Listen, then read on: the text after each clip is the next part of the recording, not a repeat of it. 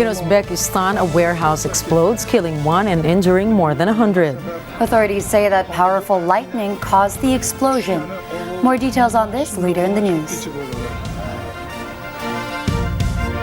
Good evening, I am Gianna Llanes. I am Nina Richie Alagao-Flores. This is Mata ng Agila International.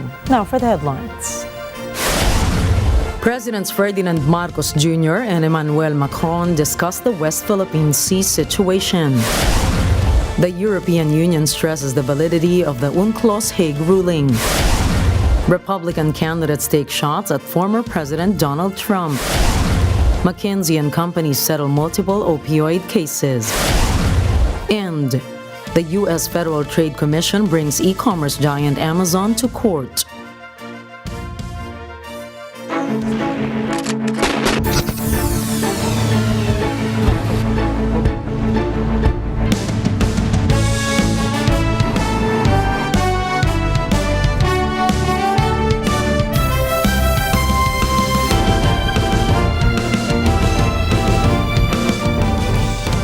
The Commission on Elections, or COMELEC, has announced that it finished the printing of official ballots for the pilot automated barangay and Sangguniang Kabataan elections, or BSKE, in the country. COMELEC spokesperson John Rex Laudianco confirmed that the agency produced more than 86,000 ballots for barangays and more than 27,000 ballots for Sangguniang Kabataan. He noted that the deployment of the set accountable forms will start next month. The poll body, however, clarified that it shall prioritize the deployment of official ballots in remote areas. This particularly in Batanes, Bangsamoro Autonomous Region in Muslim Mindanao, Lanao del Sur, Maguindanao, Basilan, Sulu, and Tawi-Tawi. Economists from Hong Kong and Shanghai Banking Corp, or HSBC, project the country's 2023 domestic inflation will grow to 5.9%. This is after volatile food prices persist to raise inflation expectations. HSBC assures that a short-term cap on rice prices would contribute to a lowered overall consumer price index, but clarifies that the inflationary pressures will remain evident in the energy sector. BSP Governor Eli Remolona previously announced that the central bank would retain its key interest rates last week. Remolona, however, hinted that a rate hike would be on the table in November of this year. The National Wages and Productivity Commission has approved the wage hike orders proposed by the regional tripartite wages and productivity boards across 3 regions, benefiting a substantial 680,000 minimum wage earners. These adjustments will be implemented starting on the 16th of October, impacting the Cagayan Valley, Central Luzon, and Soc-Sargen regions. In Cagayan Valley, a 30 peso increase in the minimum wage is set, establishing rates of 450 pesos for non-agricultural workers and 430 pesos for those in agricultural establishments. Moving to Central Luzon, a substantial 40 peso pay raise has been approved, resulting in a minimum wage range of 493 to 500 pesos for non-agricultural roles, 454 to 470 pesos for agricultural positions, and 475 to 489 pesos for those in retail or service sectors. Lastly, in Soc-Sargen, a 35 peso increase in the minimum wage has been granted, setting the rate at 403 pesos for non-agricultural roles and 382 pesos for both agricultural and retail or service sectors. The 2024 national budget, totaling about 5.7 trillion pesos, has received approval on its third and final reading in the House of Representatives. This comes in the midst of recent controversy surrounding the office of the Vice President, reportedly spending 125 million pesos from confidential funds within a mere 11 days. President Ferdinand Marcos Jr. had earlier deemed the bill urgent, underlining the necessity to accelerate funding for various programs in the fiscal year 2024. This proposed budget marks a 9.5% increase from the spending plan of 2023. Specifics regarding the House's intentions to realign confidential and intelligence funds within certain agencies are still in the process of being finalized. The Marcos administration has introduced the National Innovation Agenda and strategy document, a blueprint embodying the Philippines' 10-year vision and long-term aspirations for enhancing innovation in key sectors. President Ferdinand Marcos Jr. emphasizes that innovation serves as the cornerstone for shaping a progressive and sustainable future. He further underscores the importance of collaboration with various stakeholders, including academia, both locally and internationally, to ensure that the nation achieves its objectives with the well-being of every Filipino at the forefront. The president also reassures that this initiative will consistently receive government support, nurturing innovation at both national and local levels. The Philippines 2023 Global Innovation Index, or GII ranking, has improved, placing 56th among 132 countries. World Intellectual Property Organization, or WIPO, observed that the Philippines is performing above expectations relative to its gross domestic product. The agency adds that the country has produced more transformative results connected to its level of innovation investments. This year, the Philippines ranks highest in business sophistication at 38th place, 46th in knowledge and technology, and 55th in market sophistication. In 2021, the Philippines' previous GII ranking was at 51st. However, in 2022, it fell to 59th. President Ferdinand Marcos Jr. recently engaged in a phone conversation with French President Emmanuel Macron, addressing the ongoing challenges in the West Philippine Sea. During their exchange, President Marcos has expressed deep appreciation to France for standing with the Philippines in its territorial defense, particularly by deploying vessels for crucial patrols. In response, the French president conveys his plans to dispatch a delegation of French ministers to the Philippines, aiming to reignite bilateral talks upon their arrival. Anticipations are set for these forthcoming bilateral talks, expected in the latter part of 2023, to build upon the progress made during the 10th Philippine-France Joint Economic Committee meeting held last June. The Philippines and the European Union reaffirmed their commitment to freedom of navigation at their first ever maritime cooperation meeting in Brussels, Belgium. JD Mahina for the report.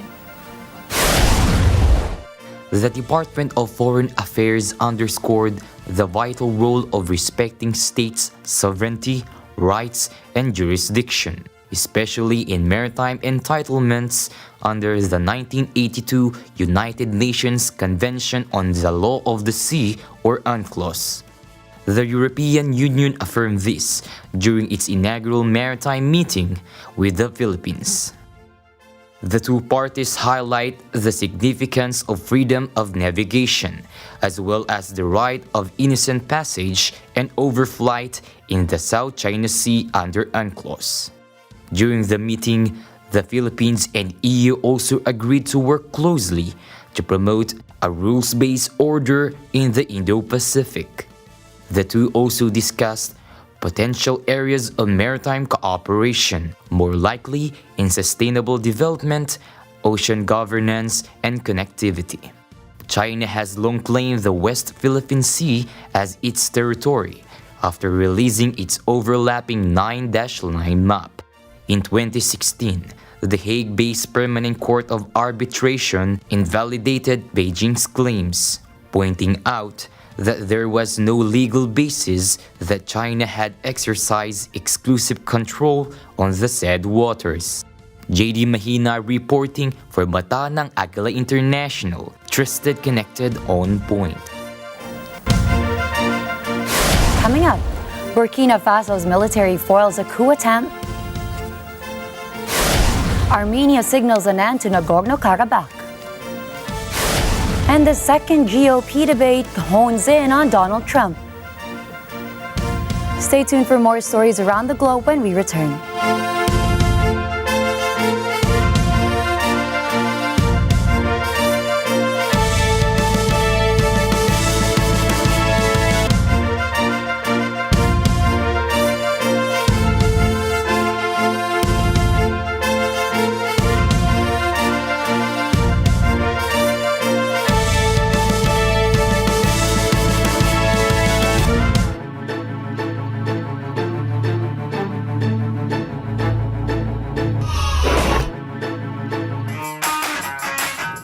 the sky. Kaya lumilipad na naman tayo. Sino ba itong uupo ngayon sa ating iconic chairs? Finally, nag-guess na rin ako dito. Just canceled everything for you. Talaga, ay naku, nakakatuwa naman. Medyo kakaiba ang ating papasukin ngayong araw. The Goodwill Resort with the Goodwill Cast. Woo! Tinur niya tayo sa kanyang bagong buhay. Mundo.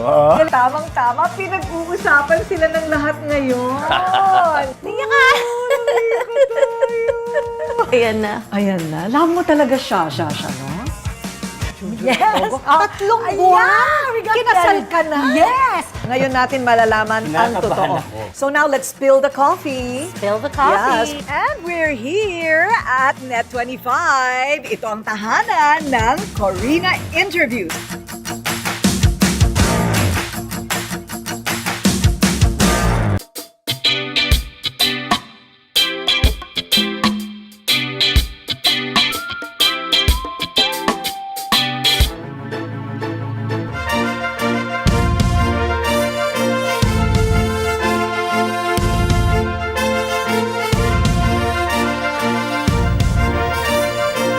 Welcome back to Mata ng Agila International. Taiwan has unveiled its first domestically built submarine in Kaohsiung Port on Thursday. President Tsai Ing-wen presided over the launch ceremony. Construction on the submarine started in 2020 by Taiwan's CSBC Corporation. It carries a price tag of $1.5 billion and has a displacement weight of about 2,500 to 3,000 tons. The submarine's combat systems and torpedoes are sourced from the U.S. defense company Lockheed Martin. Military expert Zivon Wang says the submarine will still need at least 3 years to become operational. He asserts a submarine launch does not mean that Taiwan will become very powerful right away. But Zivon believes the submarine is a crucial element of Taiwan's defense strategy to deter invasion. The United States has repeatedly warned that China could be mounting an invasion of Taiwan within the next few years. But most experts say China will not attack Taiwan imminently since Beijing has promised it seeks peaceful reunification with the island. Pyongyang has enshrined its nuclear agenda in its constitution. This made North Korea's policy of developing strategic deterrence a basic law of the state. According to state media, the new legislation mandates a swift development of Pyongyang's nuclear weapons to a higher level to deter war and protect regional and global peace. In 2022, North Korea declared itself to be a nuclear state following its multitude of intercontinental ballistic missile launches in recent months.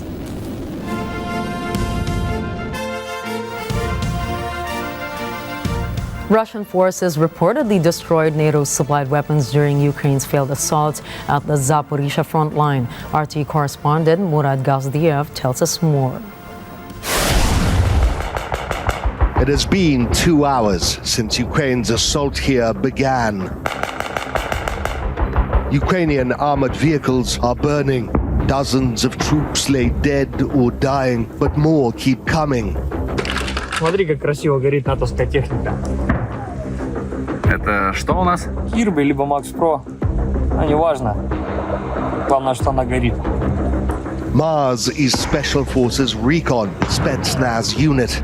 He tracks the enemy and relays coordinates to the big guns, howitzers, rocket launchers, and guided missile teams. It has now been 2 hours since the Ukrainian military launched an assault at Yerbavoye, in the outskirts of which we are now in Zaporozhye region. The assault is ongoing. So far, the Ukrainians have lost in again about 2.5 hours, a little less. 3 armored personnel carriers, one burning over there, another 300 meters to the north of it, and another about 100 meters north of that.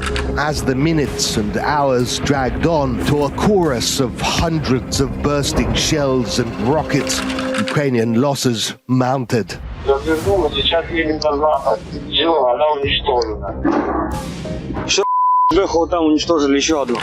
On the horizon, a burning Ukrainian tank explodes, its ammunition cooking off, sending up a fireball.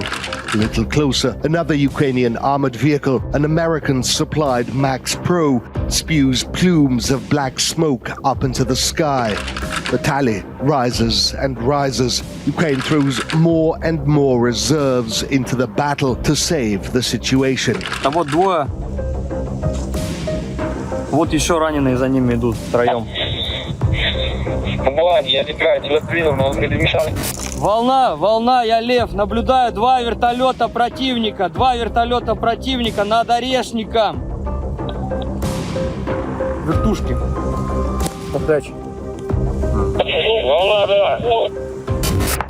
А вот вы как профессионалы испытываете какое-то уважение противоборствующей стороне? Да? Противника всегда надо уважать. Поэтому надо уважать.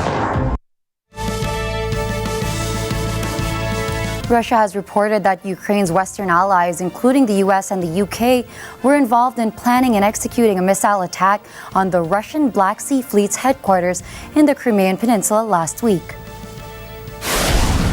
22 сентября под ударом вновь оказался Севастополь.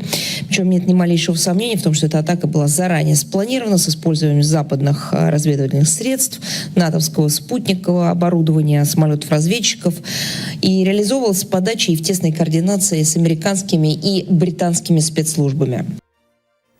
Moscow's foreign ministry spokeswoman Maria Zakharova emphasizes that NATO satellites and spy planes were employed in this attack, aiming to divert attention from Ukraine's fruitless counteroffensive attempts.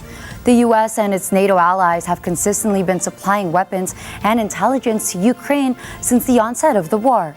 Russia has recently reiterated its stance that the West is escalating the war, pushing the conflict to spill over into the rest of Europe. Russian President Vladimir Putin is scheduled to meet with South Sudan's President Salva Kiir. This will be Kiir's first official visit to Russia and the first meeting between the two leaders since South Sudan's independence.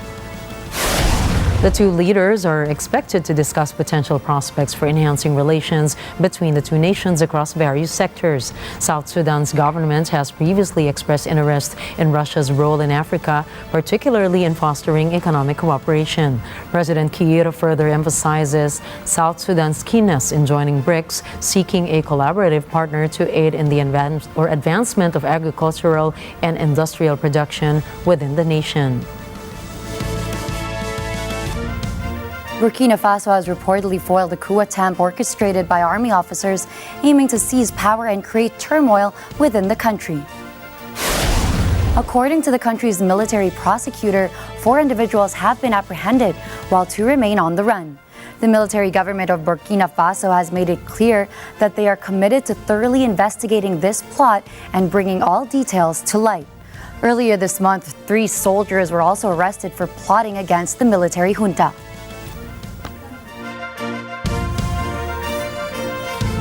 The number of refugees fleeing Nagorno-Karabakh has topped 50,000. Their destination, neighboring Armenia. Thomas Eyelikeness reports.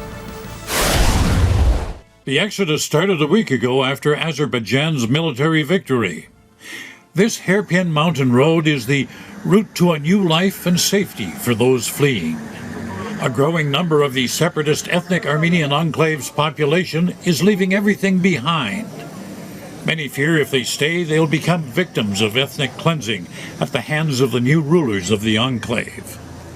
They come here instead to Armenia with whatever they can carry. They aren't the only ones who are afraid of Azerbaijan. Residents who live in a village on Armenia's border say they live in fear of an invasion by the country's troops. Their homes are just meters away from a military post at the border. This local resident says she sometimes hears Azerbaijani soldiers having conversations and cursing Armenians. To protect themselves, they've built an emergency shelter in a network of underground caves. Negotiations continue between Armenia and Azerbaijan over a peace deal. It's hoped that both sides can put an end to the decades-old conflict between the two nations. But like the villagers on the border, others in Armenia fear that Azerbaijan is not interested in peace, but rather in expanding its borders into Armenia. Thomas Eyelikeness for Matanang Agila International. Trusted, connected, on point. Azerbaijan recently declared that the separatist state of Nagorno-Karabakh will officially dissolve by the 1st of January 2024. Azeri authorities in Karabakh have been directed to dismantle the state institutions left behind by the departing Armenian separatists. This follows the mass exodus of over half of the 120,000 ethnic Armenians expected to seek refuge in Armenia. Azerbaijan reiterates that the country will ensure the free, voluntary, and unimpeded movement of Karabakh residents regardless of their ethnicity. Iran has gathered for its 12th Assembly of Experts convening to delve into the most recent domestic and global issues. Iranian President Ebrahim Raisi has taken center stage, emphasizing the nation's remarkable economic growth. RT's Youssef Jalali has the details. The Fifth Assembly of Experts now has held its 12th official session since its new members were elected in a nationwide vote in 2016. They convene twice a year to review the latest domestic and global issues. President Ebrahim Raisi, who is one of the Assembly's members, also took part in the session. He seized the chance to highlight his administration's achievements over the past 2 years. When I assumed office, liquidity was 42%. But now it's between 26 and 27%. We have set a goal to reduce it to 25% by the end of this year.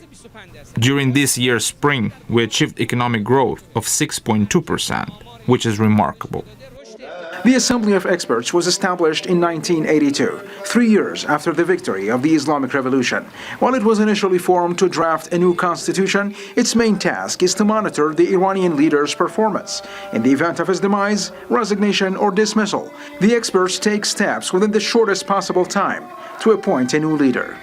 Their main task is to make sure that the country's leader is doing a good job, and to see if there are other people that can replace him, because he can be replaced at the will of these 88 people anytime they want.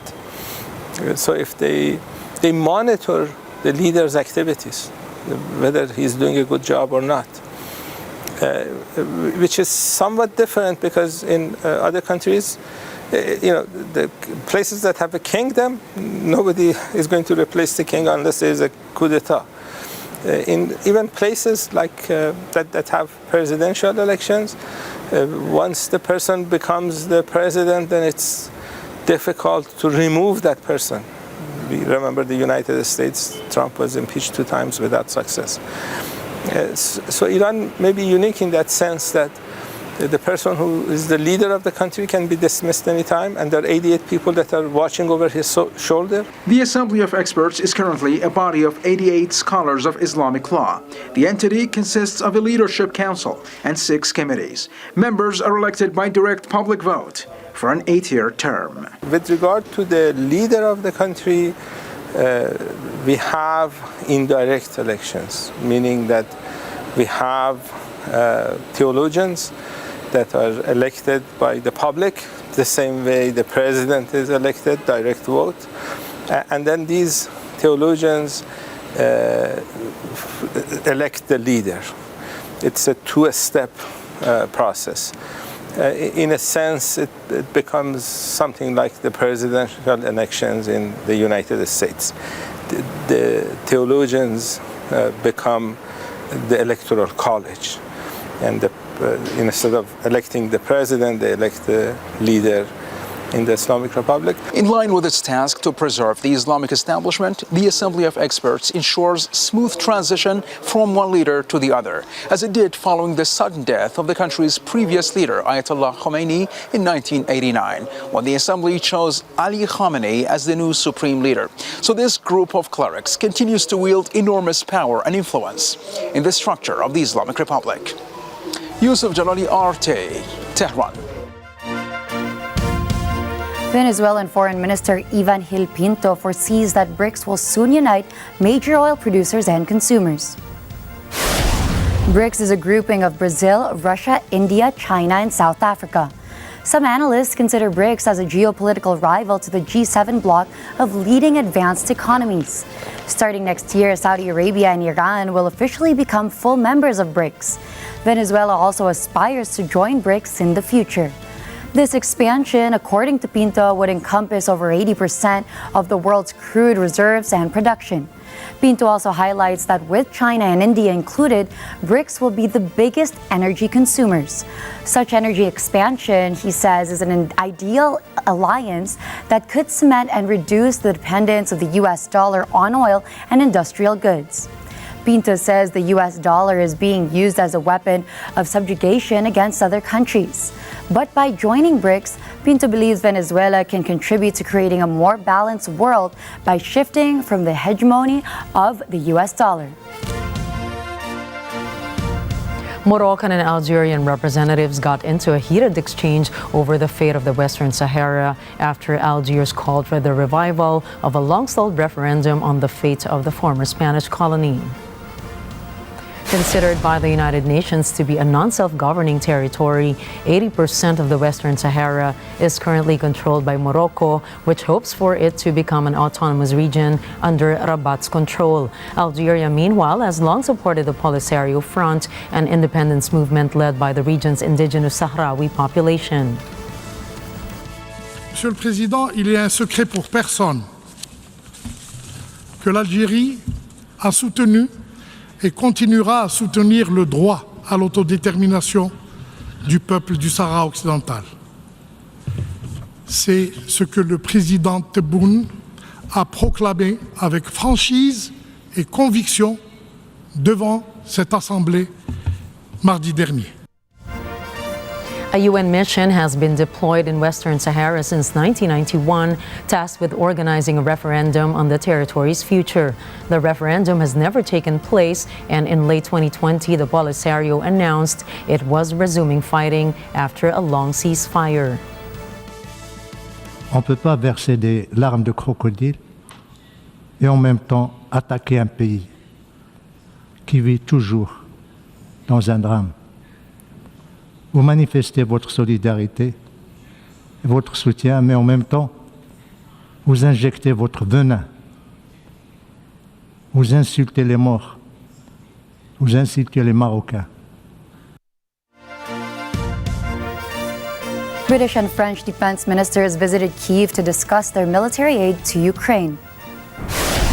This seeks to supply more weapons to the war-torn country to strengthen its counteroffensive against Russian forces. The visit came ahead of Kyiv's inaugural Defense Industries Forum that involves Ukrainian officials to meet representatives from over 160 firms and 26 countries. Ukraine launched its counteroffensive last June to fend off the heavily fortified Russian defenses in the front lines. Former United States President Donald Trump has skipped the second Republican presidential debate. Florida Governor Ron DeSantis and New Jersey Governor Chris Christie criticized Trump's absence. DeSantis urged Trump to join them on stage, saying the former U.S. president should defend his record in public. Christie, on the other hand, mocked Trump's decision to sit out another debate. Donald Trump should be here to answer for that, but he's not. And I want to look at that camera right now and tell you, Donald, I know you're watching. You can't help yourself. I know you're watching, okay? And you're not here tonight, not because of polls and not because of your indictments. You're not here tonight because you're afraid of being on the stage and defending your record. You're ducking these things. Meanwhile, Trump gave a speech in front of striking auto workers in Michigan, asking the crowd to endorse him as their presidential candidate.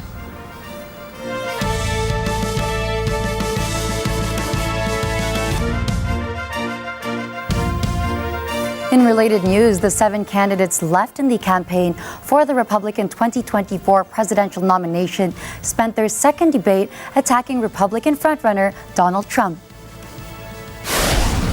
After months of avoiding direct confrontation, DeSantis appeared to have decided it was time to go on the offensive against Trump.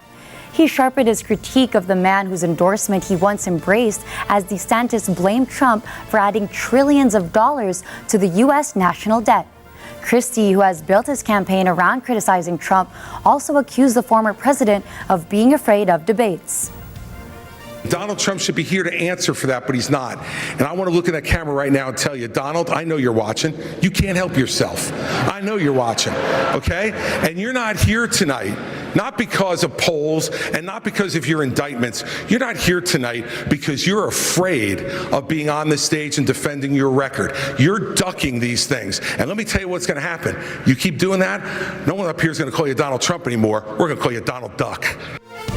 Former Vice President Mike Pence offered a mild critique of Trump's desire to centralize power in the federal government, vowing to give power back to the states. Another staunch point of criticism was migration, where a clip of Ronald Reagan calling for amnesty for immigrants was played ahead of a question on immigration policy. The responses showed how far the Republican Party has moved on since then. Former U.S. Ambassador to the UN, Nikki Haley, who was the daughter of Indian immigrants, called for an end to foreign aid to Latin America until the border was secured. Ramaswamy, meanwhile, jumped in to highlight his proposal to revoke U.S. citizenship for children born in the country to parents in the U.S. illegally. Up next, McKinsey & Company agrees to settle more opioid suits. Thousands of Indonesian residents are facing eviction. And the Prince of Wales pens a message to the next generation of climate change makers. Please don't go away. We've got more stories when Mata ng Agila International returns.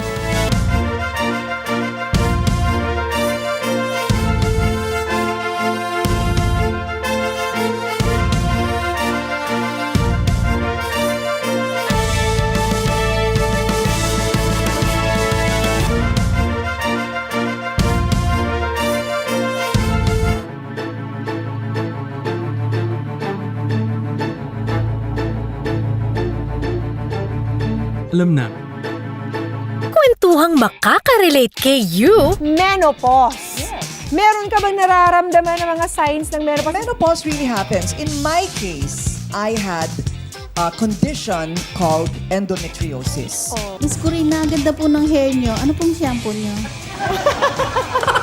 Mapa-senior man kay you. My apos are here. They're here with me and they give me such joy. And so, kung hindi ako magtatrabaho, how could I spoil them? O Gen Z? Nar is actually an accent from Australia. So like when you say no, you don't say no. They say nar. Bida kayo dito. Sumay! Let's just always choose to be kind. Kaya ugaliin ang tumutok kung saan masaya at maganda ang simula ng araw. 10 a.m. to 12, Lunes hanggang Biyernes, kada umaga.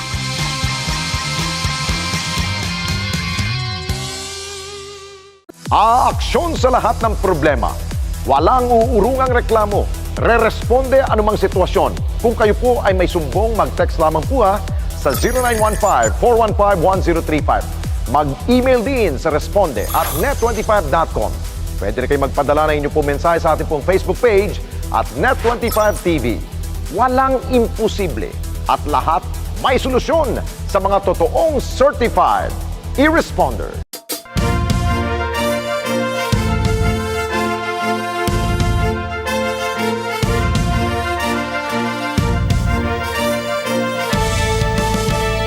In Uzbekistan, a warehouse explodes, killing one and injuring more than 100. Authorities report a teenager died from the blast.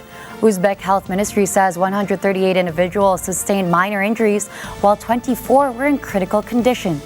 The country's Emergency Situations Ministry said that powerful lightning had caused the explosion. In Bangladesh, dengue outbreak has taken nearly 1,000 lives and infected close to 200,000 people in what authorities say is the country's most severe outbreak of the disease yet. At least 15 people died from the viral disease in the past 24 hours, bringing the total number of deaths to 943. According to government data, 617 people died in the capital and 326 elsewhere in the country. With the latest figures, the mosquito-borne virus has so far killed 350 people in September, the highest number of fatalities in a single month. This is the second time that Bangladesh has witnessed more than 200 deaths from the disease in a single year, following a record for 281 deaths in 2022.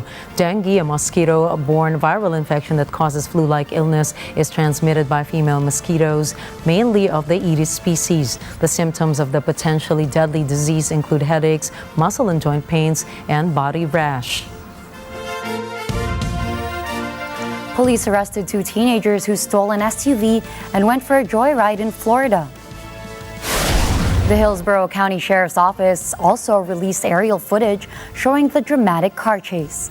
The video begins with authorities trailing a red Toyota RAV4 SUV that officials say was driven by a 15-year-old and a 14-year-old.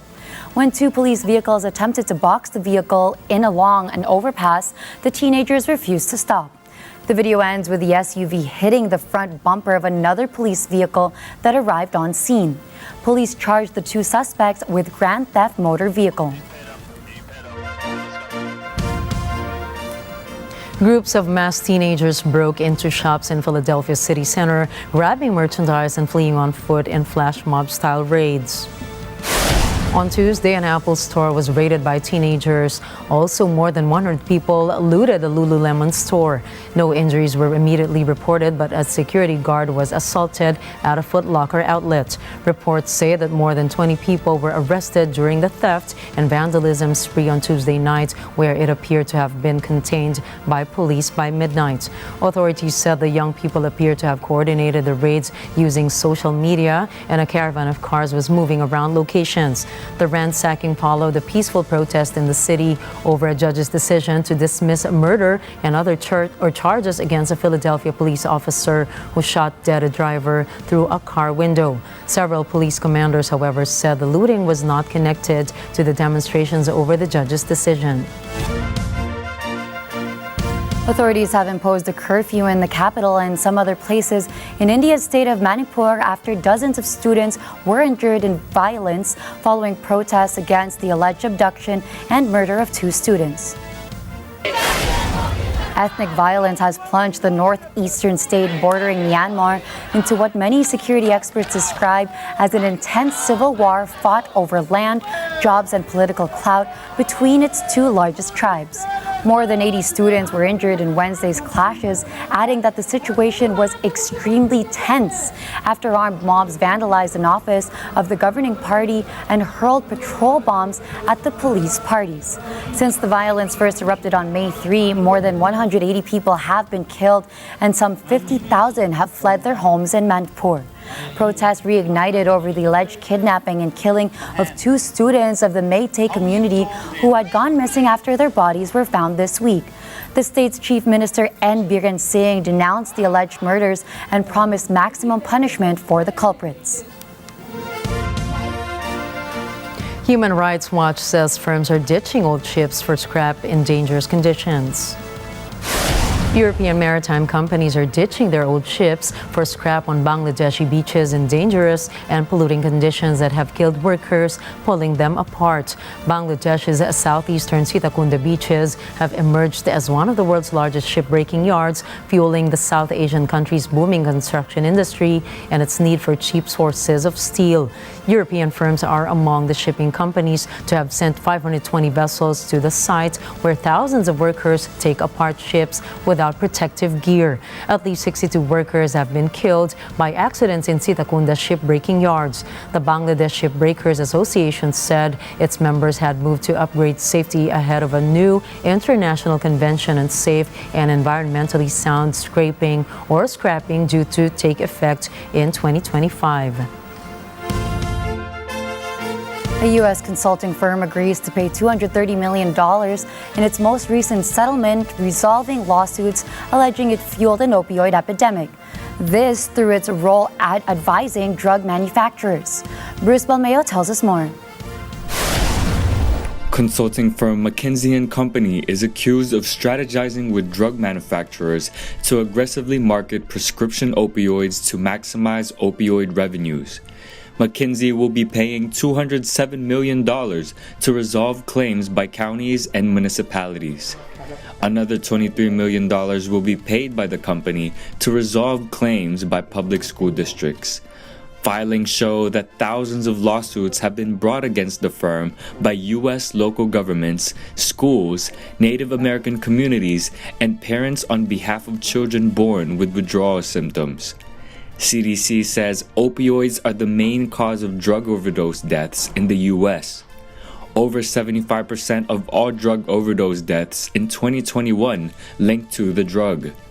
McKinsey had already paid more than $640 million in 2021. The payment was to resolve lawsuits raised by 50 state attorney generals over McKinsey's work for now bankrupt OxyContin maker Purdue Pharma and others. Bruce Balmeo for Matanang Agila International, trusted, connected, on point. Residents of Rempang Islands have until September 28 to leave their villages to make way for a sprawling economic zone. Some 7,500 people from the Indonesian island of Rempang face a deadline to leave their homes to make way for a sprawling eco-city with a giant Chinese-owned glass factory as its showpiece. Indonesia's investment minister Bahlil Lahadalia has said that the project will create some 35,000 jobs and pull in around 26.6 billion in investments by 2080 at the cost of displacing local residents. Karena Batam seluruh lahannya ini adalah hak pengelolaannya ada di BP Batam. Kalau BP Batam berarti pemerintah. Kalau pemerintah berarti punya negara, punya rakyat. Dan mereka hanya kontrak pada kita. Kapan kita mau suruh keluar? Keluar. They say the development threatens their way of life by moving them to new homes far from their traditional fishing community. Tensions have flared on Rempang and neighboring islands, including Batam, as islanders opposed to the development have clashed with local police. Tapi kan tak boleh kita usir orang juga. Orang investasi besar, September saja, tanggal 28 ini. Kenapa? Karena orang punya uang, pasti dia mau.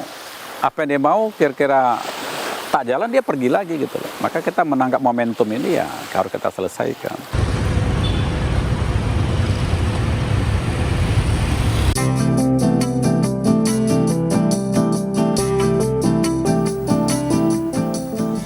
Prince William penned a message for a new children's book inspiring the next generation of climate change makers. In a handbook for dreamers and thinkers, Solutions to Repair Our Planet, Prince William outlines his hopes for the Earthshot Prize and explains what drove him to set it up. The Earthshot Prize is an environmental award that seeks to find solutions to help the planet. Prince William said in the foreword of the book that he has been extremely fortunate to have the opportunity to meet dreamers and thinkers from all over the world. He also urged everyone to think big and dream bigger to protect the planet.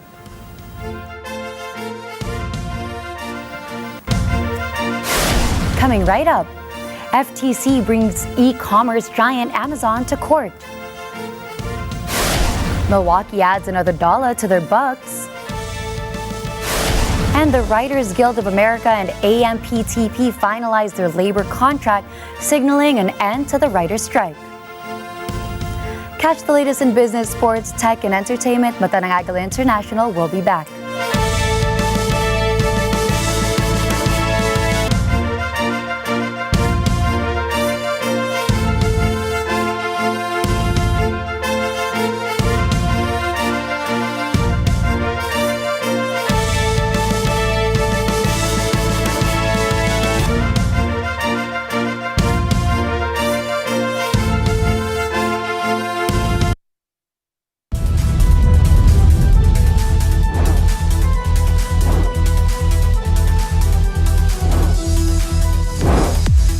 Dito, ang inyong sumbong siguradong may responding katapat. Hindi nagdadalawang isip na tumulong sino man ang nangangailangan. Expose, Wiper Boys sa lungsod ng Makati, nagkalat ang kanilang modus ibubuking. May level up na sila. Pupunta na sila doon sa bagay na hindi naman dapat nilang ginagawa. Exclusive, jumper na perwisyo sa ilang residente sa Tondo, Maynila, inireklamo. Kailangan magbantay pa kami 24 hours para mahuli sila. Isa pang exclusive, ilan sa mga napiling individual na tutulungan ng responding ka-kings makikilala na. Sabado, alas 6 hanggang alas 7 ng gabi. Ito ang Responde, Mata ng Mamamayan.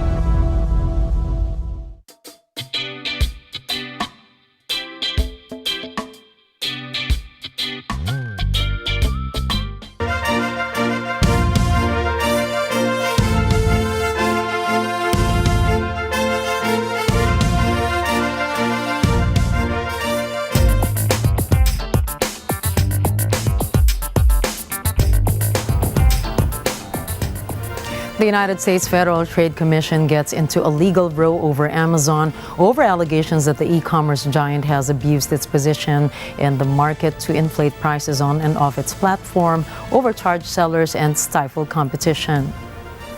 The lawsuit filed Tuesday in federal court in Amazon's home state of Washington is the result of a long investigation into the company's business practices. The FTC, which was joined by 17 U.S. states in the case, said Amazon broke antitrust laws in two ways, both involving its marketplace, which links outside sellers to buyers through its platforms. In the first instance, the case alleges Amazon punishes companies using its platform that sell items elsewhere at lower prices by downranking their products on the site. It also coerces sellers into signing on to Amazon's costly logistics service in order to be exposed to Prime customers who are the site's biggest and most catered to users. Amazon has long faced allegations of undercutting businesses that sell on its platform by assessing merchant data and creating its own competing products that it then boosts onto its site. The federal complaint follows other actions the FTC has taken against Amazon in the past few months. In June, the agency sued the company, alleging it was using deceptive practices to enroll consumers into Amazon Prime and making it challenging for them to cancel their subscriptions. In late May, the company agreed to pay a $25 million civil penalty to settle allegations that it violated a child privacy law and misled parents about data deletion practices on its popular voice assistant Alexa. Sony PlayStation CEO Jim Ryan has announced his retirement in March 2024. Meanwhile, Sony Group President Hiroki Totoki is set to take on the interim head role starting April 1st of the same year. The British executive joined Sony Interactive Entertainment in the year 1994. Ryan became the firm's president and CEO by 2019, replacing John Codera. During his time at Sony, Ryan oversaw the launch of PlayStation 5.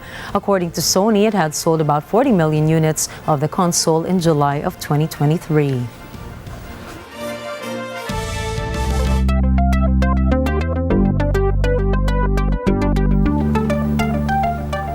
After spending more than a year in space, a trio of astronauts is back on terra firma. The two Russians and one American returned to Earth in Kazakhstan aboard a Russian Soyuz capsule. The space capsule parachuted to Earth Wednesday afternoon. The three astronauts had been scheduled for a 6-month mission aboard the International Space Station, but they found themselves stranded for an additional half year when a piece of space debris damaged their ride home. They had to wait until Russia could send another spacecraft with no crew on board. For American Frank Rubio, it was a record-setting journey. He spent 371 days aboard the space stations, the longest for any American astronaut. During their time in space, the trio logged 253 million kilometers and orbited the globe nearly 1,000 times. 253 million kilometers and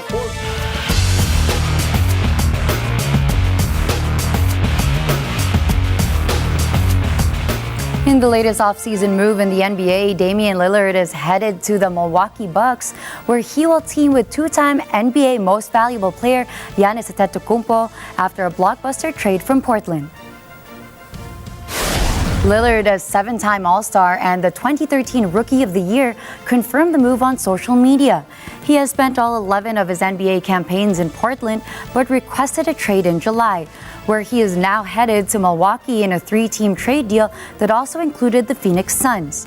Portland will receive All-Star point guard in Drew Holiday and draft picks from the Bucks and the Suns, DeAndre Ayton and Toumani Camara. Phoenix will get Grayson Allen from the Bucks and Yusuf Nurkic, Nasir Little, and Keon Johnson from Portland. Lillard averaged a career-high 32.2 points and 7.3 assists and matched a career best by shooting 46.3% over 58 games last season. In Milwaukee, Lillard will also reunite with Terry Stotts, the former Blazers head coach who joined the Bucks coaching staff in June.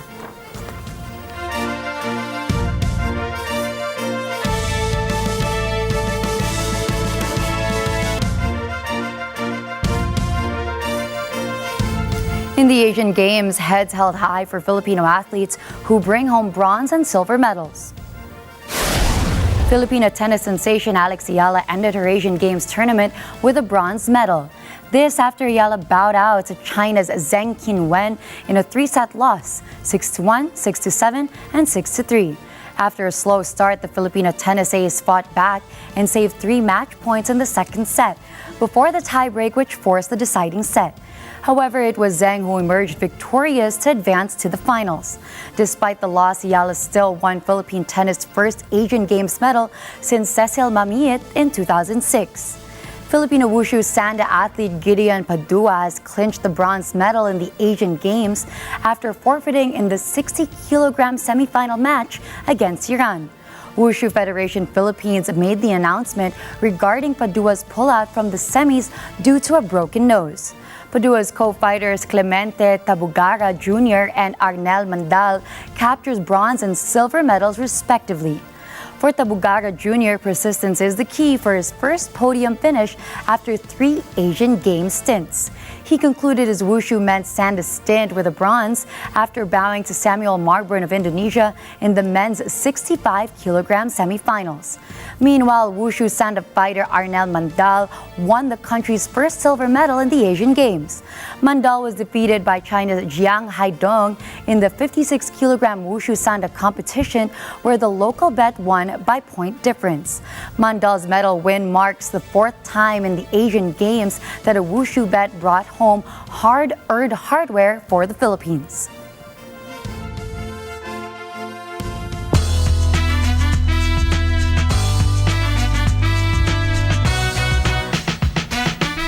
Grammy-winning artist Usher will take the NFL's biggest stage in February in Las Vegas to headline the 2024 Apple Music Super Bowl halftime show.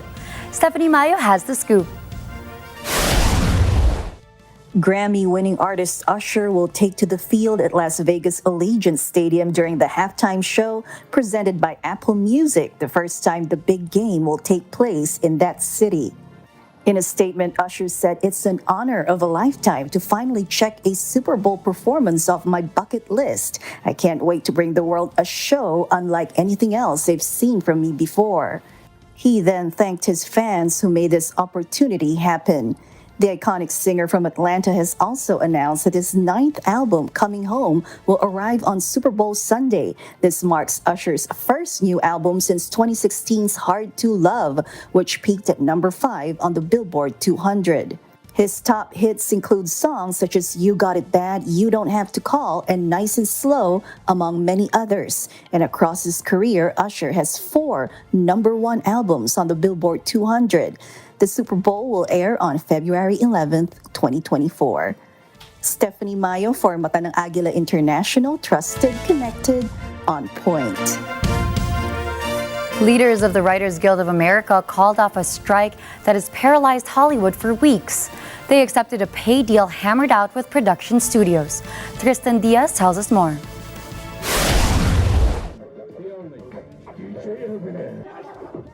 Even gods know. We need fair pay. Young man right here, I wasn't even expecting that.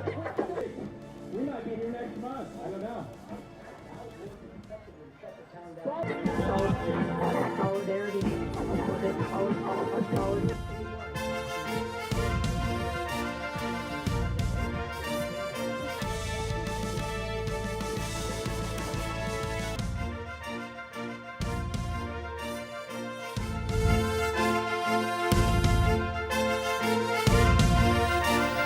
British-Irish actor Michael Gambon has died at the age of 82. The announcement was said by his family, where the actor died in the hospital following a bout of pneumonia. Gambon was best known for playing Albus Dumbledore in 6 of the 8 movies of the hit franchise Harry Potter. He won 4 television BAFTAs and an Olivier Award during a decade-spanning acting career across television, film, radio, and theater, which was capped by his beloved role as the headmaster of Hogwarts in the Potter series. The actor, known as the Great Gambon in acting circles, had last appeared on stage in 2012 in a London production of Samuel Beckett's play All That Fall. Gambon would also put in a memorable performance in the 2015 adaptation of J.K. Rowling's The Casual Vacancy, while his theater credentials include appearances in The Norman Conquest, The Life of Galileo, and Nicholas Hinter's National Theatre productions of Henry IV.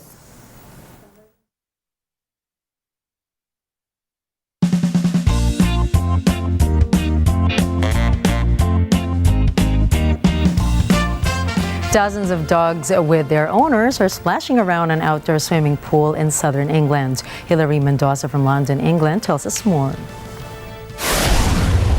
Dogtember is the most fun event at Southern Lido, southern England. Derek Chester, director of Southern Lido Community Interest Company, said this year's event was the biggest in number. Around 8,000 dogs and people came to participate in this splash event. Dogtember swimming lessons for both dogs and their owners spanned for 4 weekends. It also marked the end of the summer season at the Lido. Some of the dogs are really cautious of the water, so you might see them over there in the baby pool, and then some of them have no qualms at all, just jumping straight in and getting involved. So yeah, no, it's nice to see everyone having a good day.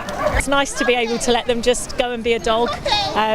Like mine will play in the garden, but then they're barking, and then you sort of find you have to tell tell them to be quiet because of the neighbours. So it's quite nice just to let them have a run around and a bark and get it out their system. Yeah. The event also helped raise funds for the restoration of the Lido, which first opened to the public in 1938. So, and what's great about this event is a lot of people involved are volunteers as well. So they believe in the Saltdean Lido restoration project, as well as being dog lovers. So people come down and volunteer their time. So yeah, it's a really community-inspired atmosphere here. And as you can see, I'm not sure who enjoys it the most, the dogs, the swimmers, the volunteers, the humans. Everyone's smiling. It's a really fun event. This is Hilary Mendoza for Matanang Agila International. Trusted, connected, on point. Not quite Friday yet. Not quite Friday yet. Almost there. Almost there. Just another day. To send you off today, here's a quote from the newly retired father of the modern-day PlayStation, Jim Ryan. It's fascinating how a labor of love or a hobby can turn into the next great thing. I mean, for him, it's the PlayStation, but for us as well, what's so cool is that a lot of people in our field actually didn't study this when they were in university. They just love it, and now that's what they do, right? Which is quite amazing. But you know, for me, loving what you do or doing what you love is already a great thing. Yes. I mean, besides being news anchors, you like to play badminton. I like to go cycling. We have our own hobbies. Yes. And that's a wrap for tonight's news. Catch the latest updates on our social media channels. I'm Gianna Llanes. I am Nina Richie Alagao-Flores. This is Matanang Agila International. Trusted, connected, on point.